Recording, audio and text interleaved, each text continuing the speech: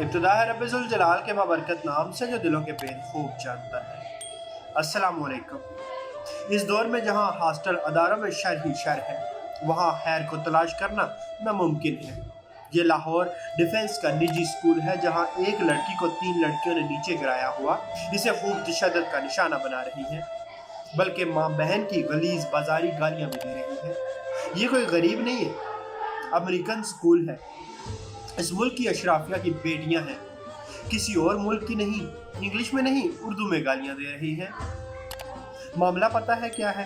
نشہ کرنے پہ شکایت لگائی ہے گھر میں تو مار رہی ہیں، یہاں تک کہ لہو لہان کر دیا ہے کہ ہم آزاد ہیں، ہمیں نشہ کرنے دو بلکہ خود بھی کرو۔ یہ وہ سکول ہے جہاں آپ بچوں کو پڑھانے کے لیے ترستے ہیں، سوچتے ہیں اپنے بچوں کو اچھی سکولنگ کروائیں گے، انہیں بولنا آئے گا۔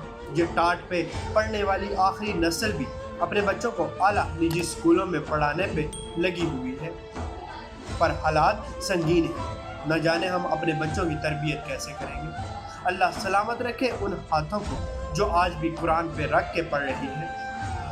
اللہ سلامت رکھے ان لڑکیوں کو آج بھی ہاسٹل میں واٹس ایپ پہ، فیس بک پہ آن لائن اپنی ساتھی طالبات کو دعوت دے رہی ہیں، جو دوستوں کو اکٹھا کر کے غیبت نہیں کرتی بلکہ قرآن پڑھاتی ہیں، انہیں سمجھاتی ہیں۔ اس ویڈیو کو بنانے کا مقصد حضرت محمد صلی اللہ علیہ وآلہ وسلم کی فرمائی گئی حدیث کا مفہوم ہے کہ اگر کوئی برائی ہوتے دیکھو تو اپنے ہاتھ سے روکو، اگر اتنی طاقت نہیں رکھتے تو اپنی زبان سے روکو، اگر اتنی بھی طاقت نہیں رکھتے تو اپنے دل میں برا جانو، اور یہ درجہ ایمان کا آخری درجہ ہے۔ اللہ پاک شیطان کے شر سے محفوظ فرمائے، اللہ پاک آسانیاں حاصل اور تقسیم کرنے کا شرف عطا فرمائے، آمین۔